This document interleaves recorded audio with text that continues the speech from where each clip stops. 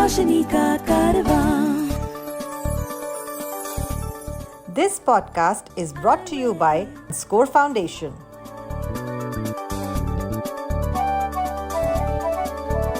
ये है रोशनी, रोशनी, रोशनी का कारवां, रोशनी.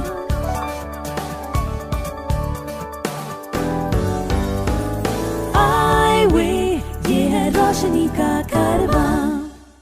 Hi and welcome to the Purple Eyeway Conversations. My name is George Abraham. Our guest today is Bikramjyoti Das, who is a banker, a mountaineer, a marathon runner and a family man. Welcome Bikram.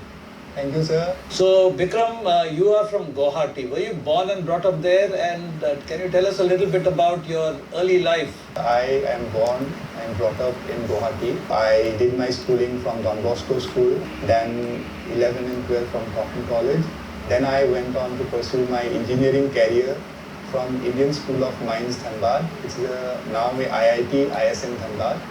So in the year 2000, I passed through the B.Tech mining. Then I went on to do engineering job. I was expert in the field of mining and explosives also. So you worked with this company where in Guwahati? You were posted in Guwahati? Yeah, actually, sir, I had not in Guwahati.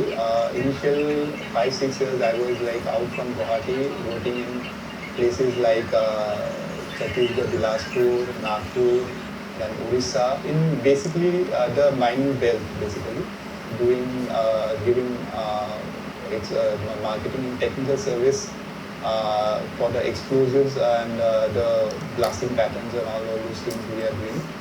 So after that, I went to a place called Subansiri in the Hydel project.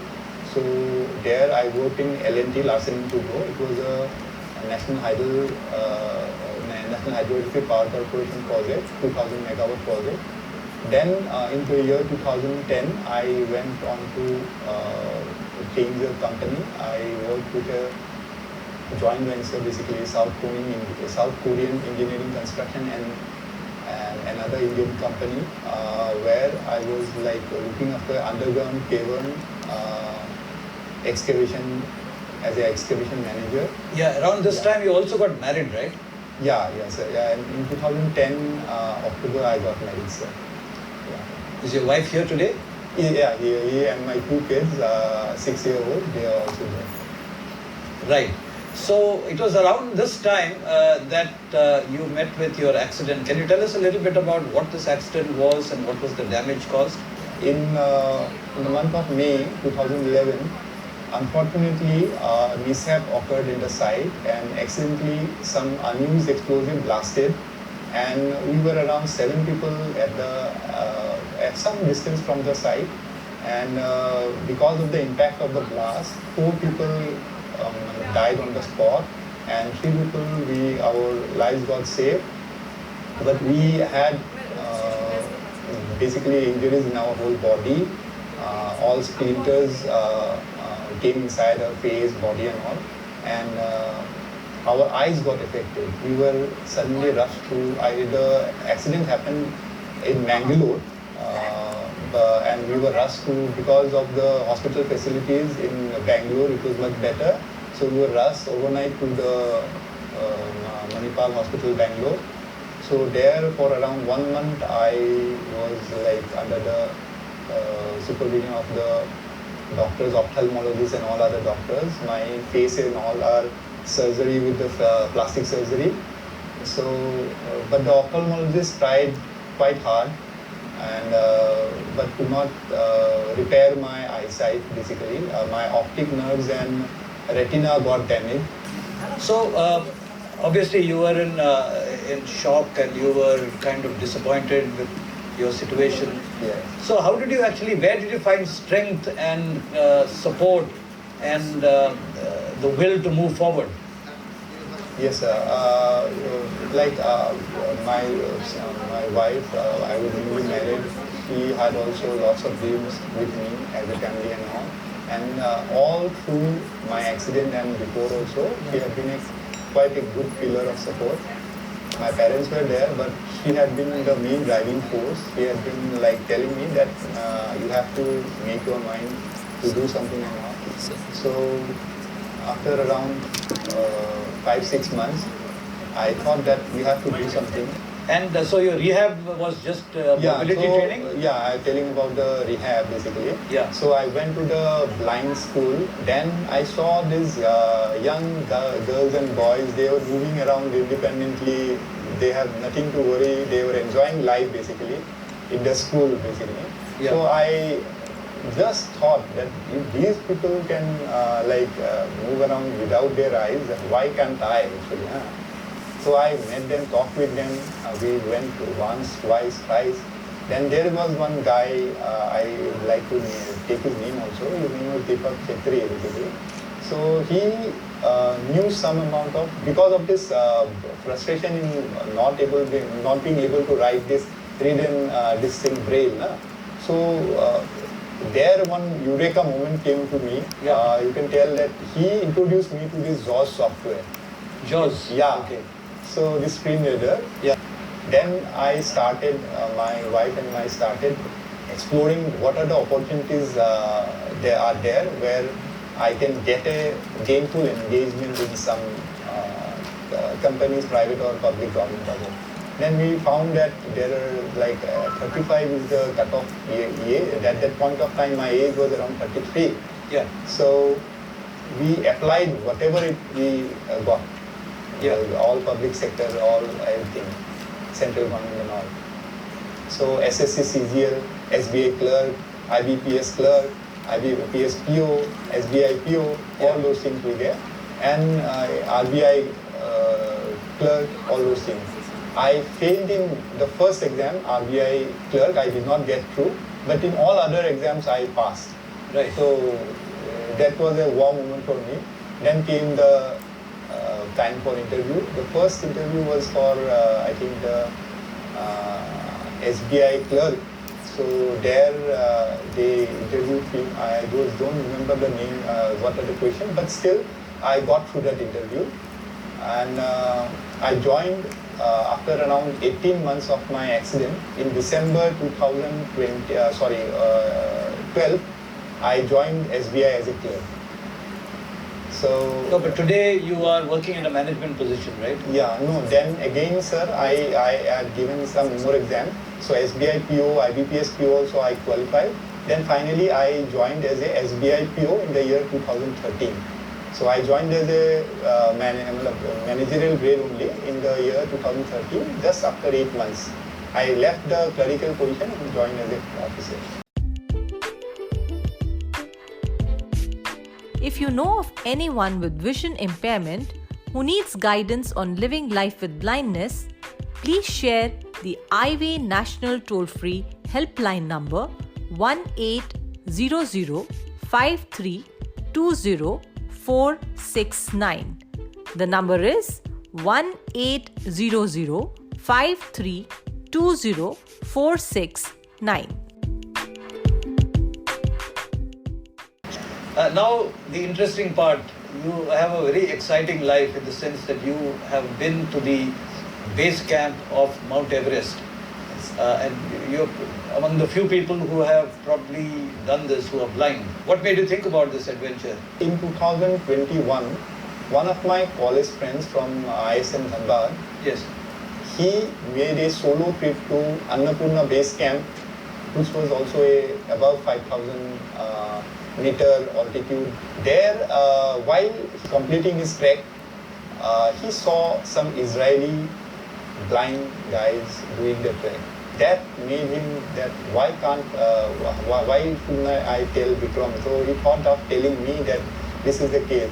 And also while during his trek, he was like, we all have our WhatsApp groups and all, na, sir? Yes, yes. So he was giving the whole story by voice message, by writing. The pictures and all were sent in our WhatsApp group, and I kind of while I was reading all those messages and all, and hearing those voice messages, I was like if I would have been there, then what, it was kind of a spiritual feeling, special feeling which was coming to me. It was like God talking to you? Yeah. Okay. So he was also kind of a spiritual guy and all. Yeah. So, but I never ever thought that I will be doing that at that point of time. But just while we was completing the track, he called me, Vikram, are you interested in coming to such treks? So I was just totally taken aback, and I was like, what are you saying, man? How can I do it? Then he told about the Israeli story and all. So I give you time, you think over it. I will organize everything. You just give me the consent. So then I thought I basically told my wife that this is an offer which has come to me now. So we thought about the thing. He was also told that all safety things will be taken care of. We will be having insurance, we will be having all the things. We will be totally taking quite a lot of time in acclimatizing also. We will be taking special guides and all. We will talk with the trek company. Whatever required, we will be taking. So all these things I shared with my wife also. Then within almost like one day, next day only I called him that I am interested. Okay, so this is where you started. Now, how did you prepare? So I started surfing in the net, whatever available for blind people and all. Then for other people also, how do they prepare all those things? I was like surfing the net, and then I have to find some guy also who would take me out, and all those things were there. So that is also a challenge basically. Then one more thing was that my health condition was also there. So frequently the gastritis and all the problems were coming. But first what I thought that nothing doing, I'll first try. I was living in a 8th floor apartment. So my journey started from that point of time. I used to wake up early, 4:30 in the morning. And go up and down the stairs? Yeah, that is the thing. I used to, at the first 3, 4, 5 days, I was not able to just I went down, then coming up 8 stairs was a problem for me. Then after around 1-2 weeks, I was able to do around 3-4 times, then around 10-15 times. Then what I did, after around 2.5 months, I took a 5 kg sack, sand, full of sand. Yeah. I measured it. I made 2 bags basically, 5 kg, then another one 5 kg. So with a backpack, I put that 5 kg behind my back and just did it for starting like 2-3 times, then increased it. That gave me some amount of strength. And slowly and steadily, this gastritis problem also, I don't know where it vanished. Then I increased it to 10 kilos. Yeah. Then I increased it to around 15 kilos by taking some water bottles also. Yeah. So with that, for around 3-4 months, by I think till May, I did not go out. At that point of time, the driver with whom I was just moving to my office and coming home, he offered me that let me only help you out. So he is the guy who first took me out in the hills nearby Guwahati, and by almost September, I had moved around for almost all the hills in and around Guwahati. Every 2-3 days we used to move out and climb for around 1.5 hours, 2 hours, and did some around 10-15 kilometers of walking. All those things we were doing. So that preparation likewise it had developed. And parallelly my friend also, he talked with the trekking company, and he fixed 2 guides, one special guide with whom like I'll be catching his elbow or shoulder and walking through, and one senior guide who will be like guiding all of us through. So initially 15 to 20 friends were agreed to go, but because of some issues and some problems and of their professional and personal this thing, so Finally, 6 people, including me, from a college, agreed to go to the expedition. So tell us, all this training, obviously you were fitter, you were stronger, you were confident, Yeah. but on the day of starting at the base camp of Everest, Yeah. was the terrain similar and was your walk like you did in the practice, or was it very different? In Kathmandu, there was a synchronization trek with my special guide. So he did not know me, I did not know him. Yeah. We once had a chat with him over phone, and because he has to also have the confidence with me, sir. Yes. He will be taking me all along for 15-16 days. Yes. So there we had a trial trek. There is one nearby 400 to 500 meter hill is there. So we did the trek there, and by the way I was moving, he also had that confidence that he will be able to do. Vikram is okay. So we started the journey. It's on 17th of October. From a place called Ramechhap. We started from our hotel at around 2:30 a.m. in the morning. Yeah. Because the flights from Kathmandu were cancelled, and Ramechhap is the nearest very small airport.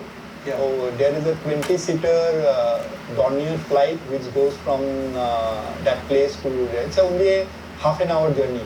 Yeah. But the airport which will be landing, which is called Lukla, it's one of the most dangerous airport in the world. It's like the 400-meter air strip, incline, that's also incline. Yeah. So within that 400 meter only the aircraft will have to land and move the runway and stop. Yeah. Otherwise the accident will happen. Yeah. So that was the thing. And the terrain, sir, from Lukla, it was completely different, sir. It was stony, sir. It was like we landed there. We started our trek at around 4:15 p.m. It was almost getting dark, and when it gets dark, the warmth in the air goes along, and it was quite cold. So the first day we had to put on our all our lights, headgears and all, and we moved. We reached the next destination. It was called Khakting at around 6:30 or 6:45 p.m. in the evening. About 2 and hours it was trek. almost dark. 2 hours trek. 2.5 hours ride. Yeah. Yeah. Yes, sir. So we felt very cool, but we had a good sleep over there. And next day morning, we had to climb around 800 meters at a height of around 3,300 meters to Namche Bazar. So that was quite a long trek.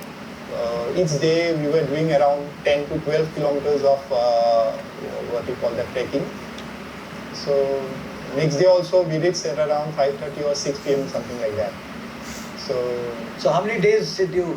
What date did you reach the base camp? Yeah. So in between we had 3 acclimatization days. Normally people used to have only 1 day acclimatization, but we have taken 2 for our safety. Yeah. And we reached our Everest base camp on 26th of October 2022. When people reach the summit or reach their destination, what do people do? What did you do?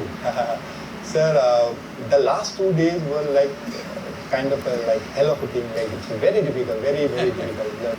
So on the day of that thing, when we reached at around 12:45 p.m. So we were shouting crazy. It was like a moment which we have done for 1 year, and all my friends, they have come for me, and one from US, one from London, and one from that called Pune, 2 from Bangalore. They have all come for helping me out for achieve this special thing. So we were crying, we were shouting, laughing. So we had took some coffee with us. It was -16, -18 degrees centigrade at that point of time. Right. Yeah. So we had taken some coffee. Coffee also got almost cold in the flask also. But we drank that chocolate coffee there. And there was a boulder there. And in the boulder, we all stood up and took some photographs and all. After around half an hour or 45 minutes, we returned back. Tell me, when you came back to Guwahati, what was the action then? Yes, sir.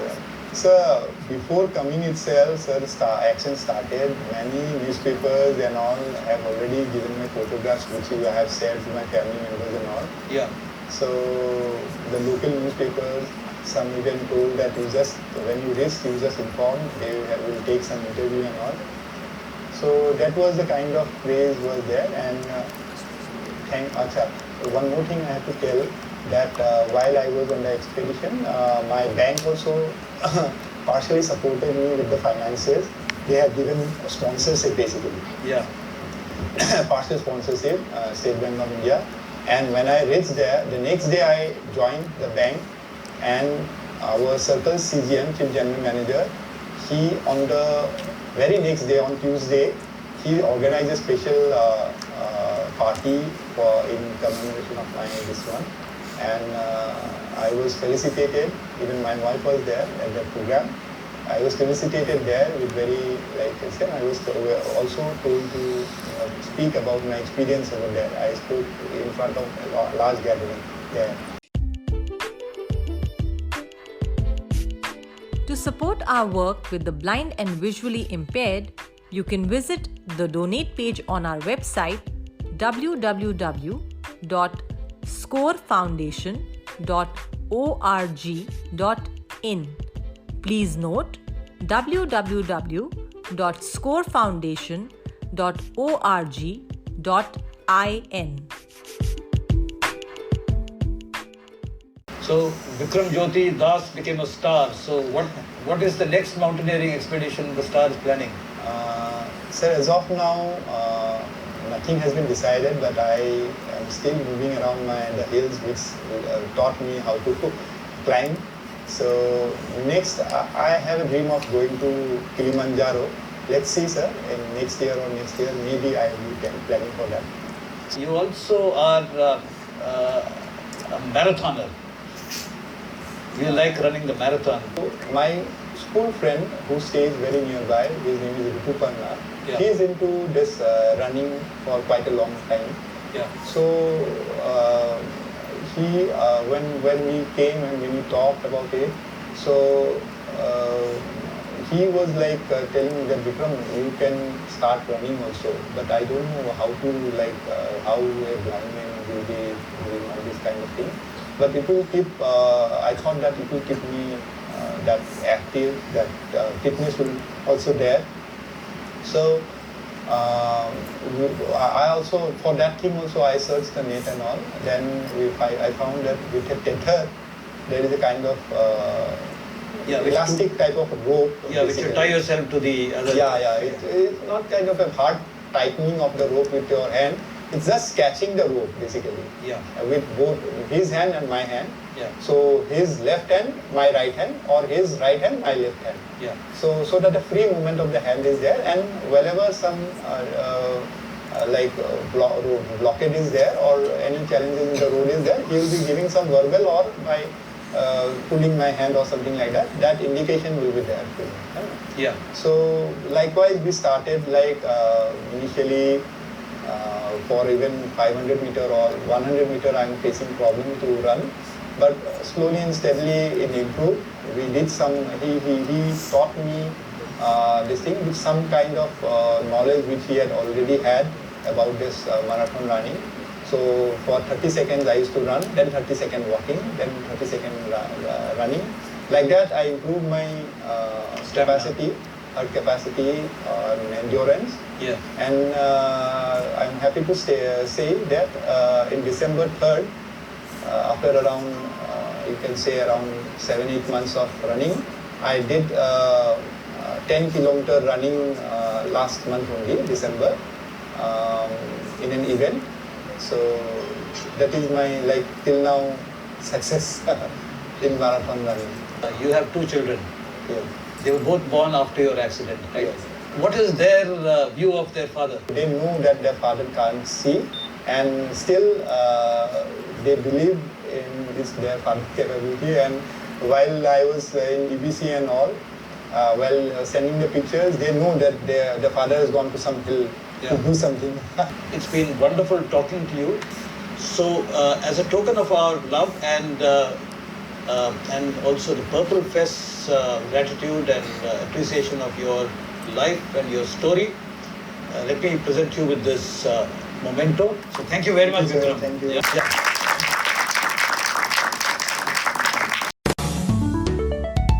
Highway ये है रोशनी का कारवां. This podcast was brought to you by Score Foundation.